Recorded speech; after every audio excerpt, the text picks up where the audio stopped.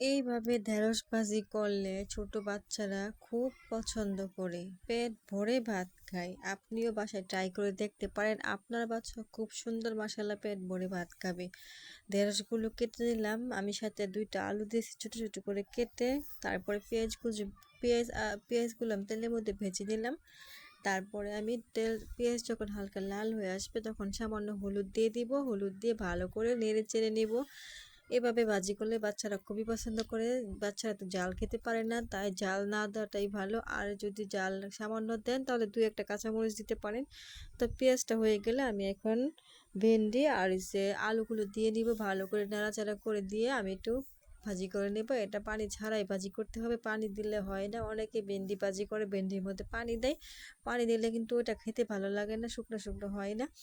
এই যে দেখেন আমি একটু সামান্য ভালো করে নাড়াচাড়া করে একটু একটু পরে পরে ঢেকে দিয়ে নাড়াচাড়া করে ভাজিটা করে নেব। আমার এই ভিডিওটি যদি আপনার কাছে ভালো লাগে তাহলে অবশ্যই একটা লাইক কমেন্ট করবেন, আর আমার চ্যানেলটি অবশ্যই সাবস্ক্রাইব করে দিবেন। বাসায় ট্রাই করে দেখতে পারেন, আপনার বাচ্চা পছন্দ করবেন। দেখেন কত সুন্দর হয়েছে ভাজিটা। তো আমি আর একটু ভালো ভালো করে ভেজে নিব, এই জন্য ঢেকে দিয়েছিলাম। তো দেখেন আমি পানি ছাড়াই কি সুন্দর তেল দিয়ে আস্তে আস্তে করে ভাজিটা করে নিলাম। বাচ্চারা খুবই পছন্দ করে ভেন্ডি ভাজি, আমরা বড়রা কিন্তু অনেক খাই, খুবই পছন্দ করি। তো যদি আমার ভিডিওটি ভালো লেগে থাকে অবশ্যই কমেন্ট করে জানাবেন, আর আপনার বাচ্চা যদি ভেন্ডি ভাজি পছন্দ করে তাহলে এইভাবে আপনি ভেন্ডি ভাজি করে দেখতে পারেন। দেখেন ভেন্ডি ভাজি কালারটা কত সুন্দর এসেছে, আর দেখেন ভাজিটা আসলে খেতে কিন্তু অনেক স্বাদ ও অনেক মজা হয়েছে।